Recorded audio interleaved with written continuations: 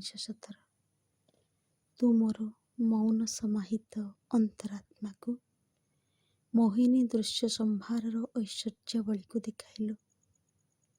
ତରୁଲତା ଉତ୍ସବ ସଜ୍ଜାରେ ସଜ୍ଜିତ ଜନଶୂନ୍ୟ ପଥ ଯେପରି ଆକାଶ ଅତିକ୍ରମ କରି ଚାଲିଛି, କିନ୍ତୁ ମୋର ଭାବି ନିୟତି ସମ୍ବନ୍ଧୀ ତୁ ତ କିଛି କହିଲୁ ନାହିଁ। ତାହା କ'ଣ ମୋ ପାଖରୁ ଏପରି ଭାବେ ଲୁଚା ହୋଇ ରଖାଯିବ?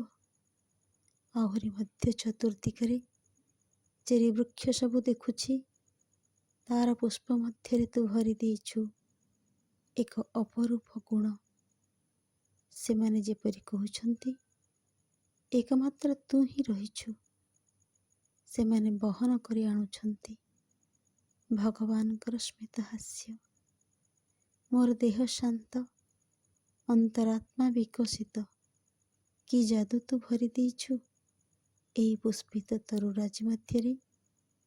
ହେ ଜାପାନ, ଏ ହେଲା ତୋ ଶୁଭେଚ୍ଛାର ରାଜପୋଷାକ, ତୋର ଶୁଦ୍ଧତମ ଅର୍ଘ୍ୟ, ତୋ ନିଷ୍ଠାର ଅଭିଜ୍ଞାନ। ଏହି ଭାବରେ ତୁ କହୁଛୁ ଯେ ସ୍ୱର୍ଗର ପ୍ରତିଚ୍ଛାୟା ତୋ ମଧ୍ୟରେ ପ୍ରତିଫଳିତ।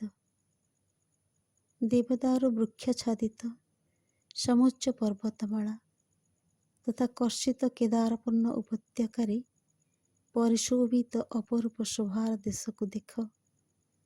ଆଉ ଏଇ ଯେଉଁ ଚୀନ ଦେଶୀୟ ଲୋକଟି ହାତରେ ଗୋଲାପୀ ରଙ୍ଗର ଗୋଲାପ ଗୁଚ୍ଛ ନେଇ ଆସୁଛି, ସେ କ'ଣ ଆସନ୍ନ ଭବିଷ୍ୟତର ଆଶାର ବାର୍ତ୍ତାବହ ନୁହେଁ?